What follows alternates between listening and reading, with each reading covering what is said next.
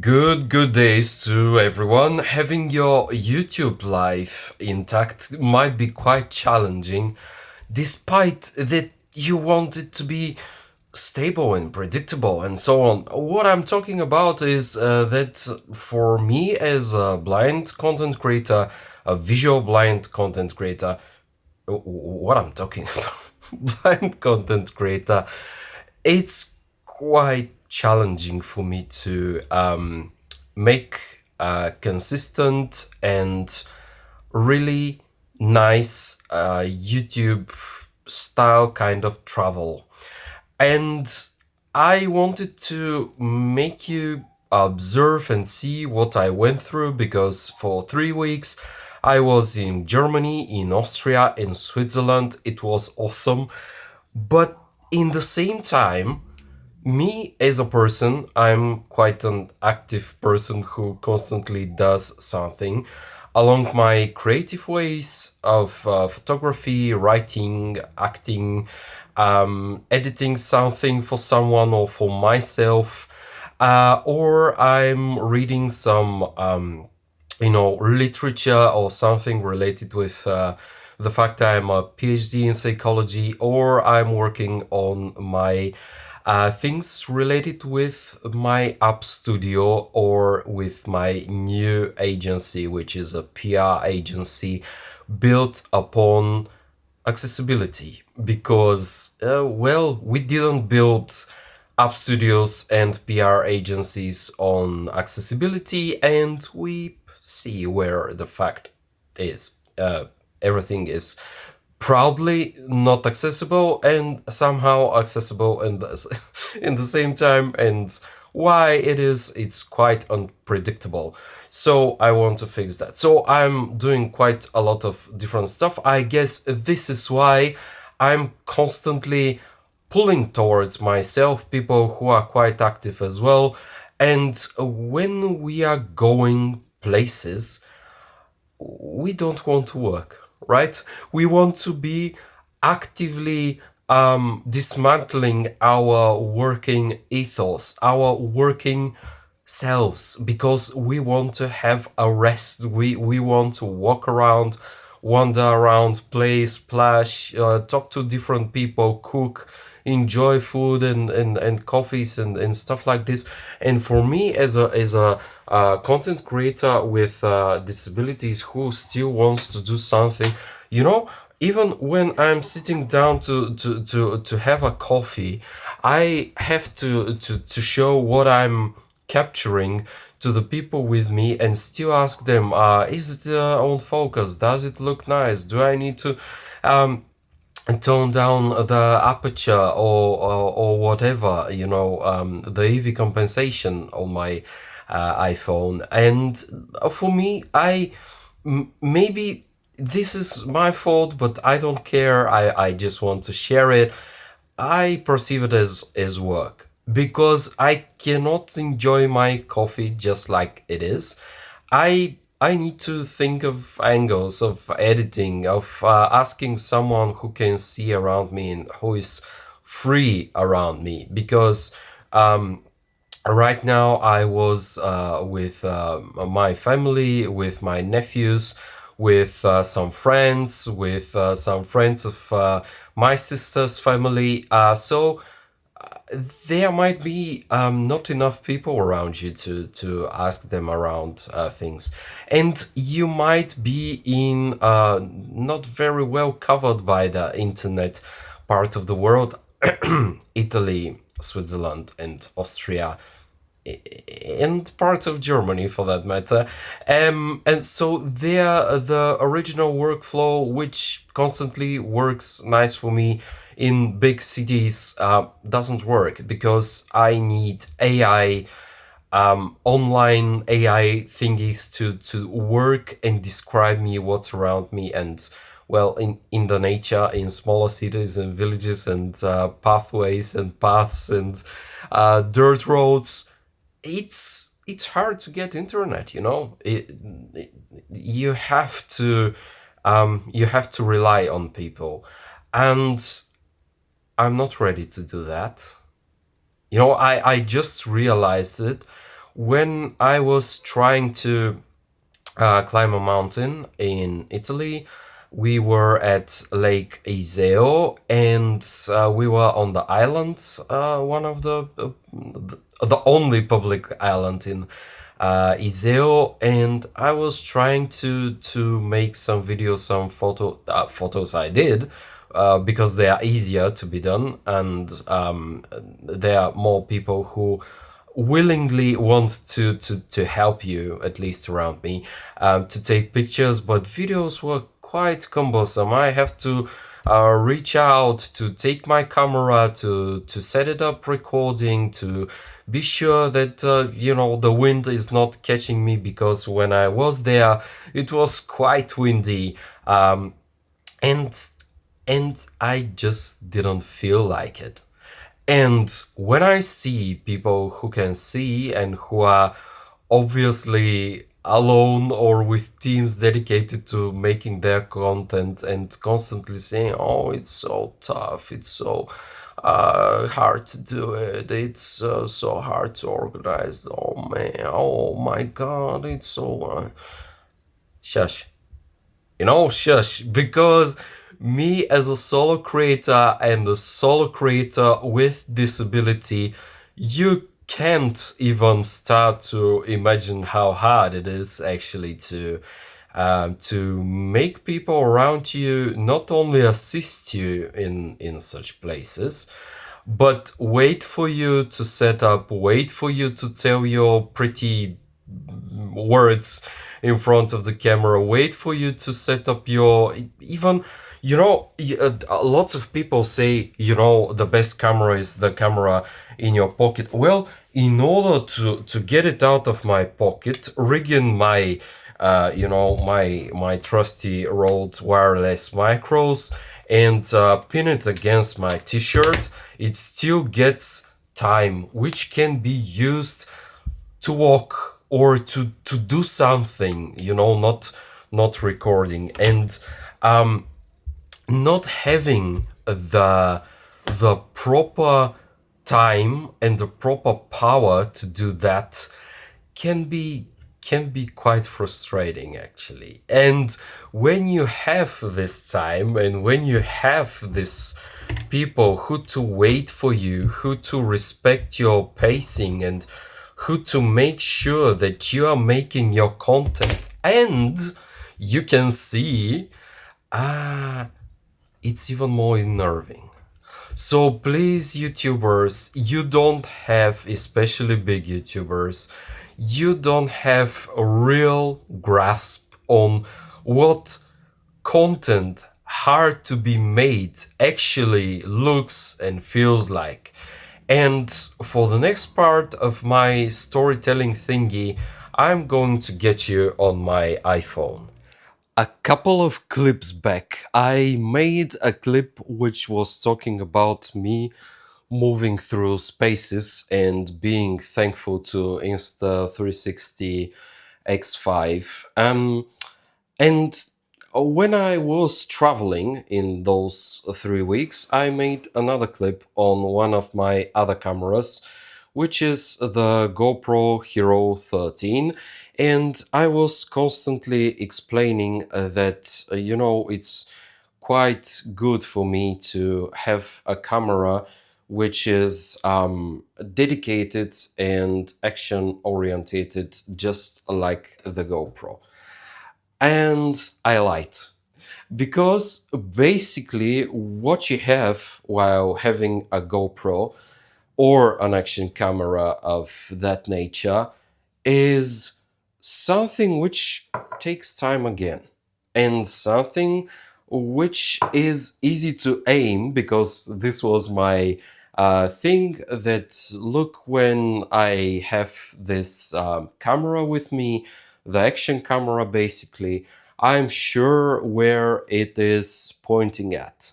Because what happened with Insta360 X5 and the mode where you can track yourself automatically and get an automatically generated clip, It stopped basically working the easiest way that was for me, and it was quite disappointing for me. And I stopped using the X5 camera at all for a lot of months on end. And when I was in Germany, I think I was making this clip where I was explaining that here it's easy to be sure that actually I am pointing the camera at myself and that I am not losing myself and it's all fine and glorious and stuff like this. Then the DJI Pocket 4 came out, and then the Insta360 Luna was starting to be, shown, half not shown. I'm not sure. I'm quite confused by Insta360's take on public release this time. Um, but anyways, I was considering, a camera with a gimbal which can be triggered again, um, to be tracking you, exactly you and no one else inside of the shot. But the simple fact is that um, that cameras and camera makers have to accept that we people with disabilities and different disabilities at that need, can, and want to create content, and they have to work with us, just like they are working with the people who are their main users. Because what camera makers are giving to me now, well, now we are on my iPhone. It's the most accessible of all of my cameras. I don't see it changing anytime soon. My iPhone is on the gimbal of Insta360. It's the Flow 2 Pro, whatever. Um, but sometimes this gimbal loses me, and constantly I need to check it. So it's a little less assuring, counting on the following capabilities of my iPhone rigged to the Insta360 Flow 2 Pro. Then the implementation of Insta360's X5 screen reader is quite a half-baked product, and it still announces, started recording, or shot 5, 4, 3, 2, 1, and shot taken and stuff like that. It's still something, because the camera is not beeping at you without you may be disorientated for a second, and then the camera is beeping for some reason. Well, here the Insta360 X5 is at least talking somehow. The implementation of Sony, the camera that we started on this clip, this is a Sony Alpha 6700. Sony take a lot of time to make quite a lot of meaningful implementations of their screen reader on their cameras. And if we can get a camera, like any type of camera, which to be as robust as a Sony camera and as reliable as an iPhone camera, it can work. I'm not longer attached to my views that an action camera is the easiest one because it's the easiest to point at you. I'm not convinced that following 360 camera is the best one, because Insta360 ruined the following mode, the automatic following and reframing mode. So you have to count on the maker of this camera and this software that they are not going to ruin what they initially did for you and what you bought their camera about. And then the phone, a phone cannot follow you like that.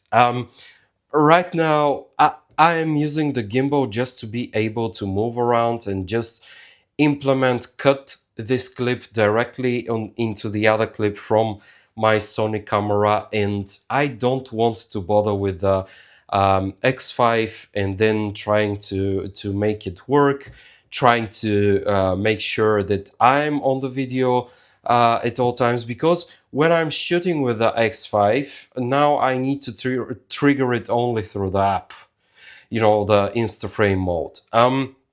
And then I have to go through all the clip which I took and the camera reframed for me, and take single shots of my screen and actively ask, am I in the picture?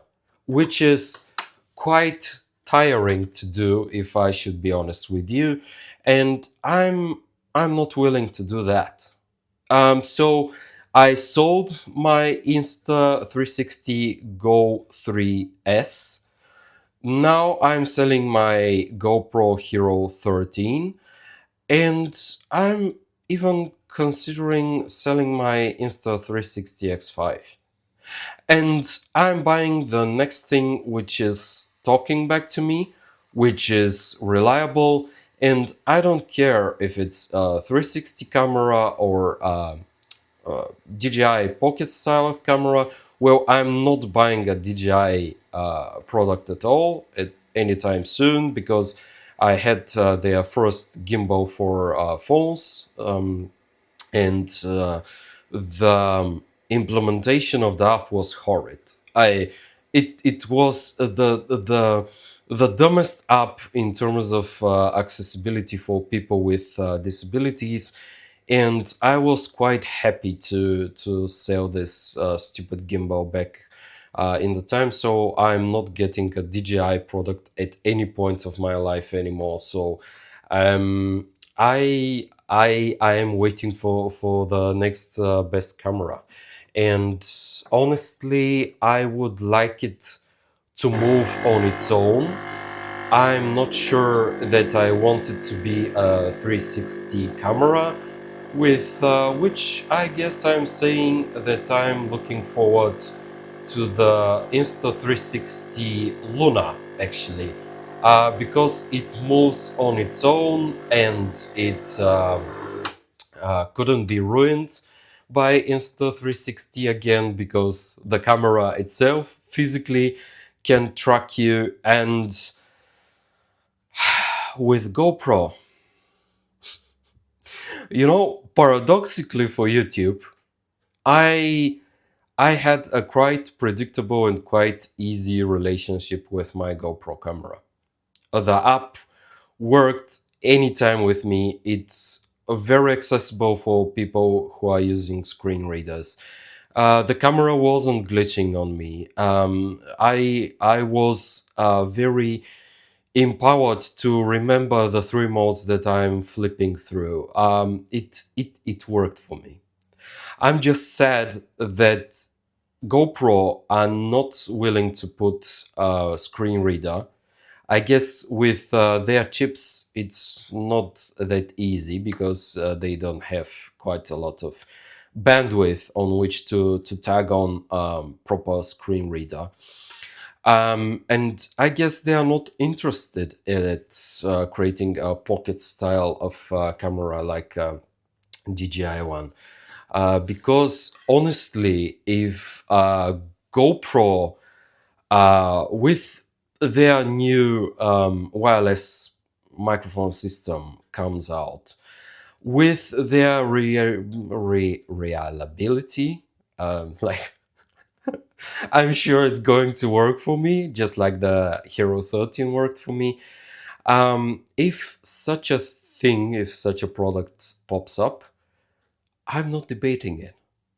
Because with Insta360, I was disappointed quite a lot with the change along the following and reframing mode, and I'm prone to more dissatisfaction with them. Well, actually, GoPro worked the best for me. The thing is that the camera itself, it's not reading at all anything. It's just voice control, which is quite not enough for me. So for now, this is the part of my creative life that I'm in. I really want to make more content. I really want to travel more and be able to show you more of my life, because currently I'm getting back to actual creative writing and theatrical things, which I'm going to start doing again, because on top of everything else, I'm an actor and a creative writer, and there are going to be quite a lot of interesting projects and stuff coming up, which will be interesting to show. It's it's just the cameras, because I guess when I start working on those projects, for instance, when I'm rehearsing with a colleague in a theater, or in a table reading of something, I would be more interested to do my theatrical or acting job, going through the actual text, than through going through the actual text and considering, uh, am I framed good? Is it actually recording? How are the colors? Can I ask this person right now to check it for me? It's going to be tiring, and I'm feeling right from this moment on that I will not do it, because the camera is going to prevent me from doing my actual job, and um, I don't want that. I I'm done with trying to convince a camera working for me, because I see that quite a lot of the big YouTubers are currently on the verge of saying that, oh, all cameras are perfect, we plateaued, it's all nice, they're awesome, we just need to base again on how it feels, how it makes us feel. No, cameras at all shapes and forms are garbage in terms of accessibility if you have any kind of disability. I beg to differ that if you are a wheelchair user, if you have troubles or using your fingers or your hands properly, it's something different than um, a sensory disability like mine. So no, cameras are not plateaued, no, cameras are not all nice, and no, cameras are not freeing yourself to express. They are they are making you free to express if you don't have disabilities.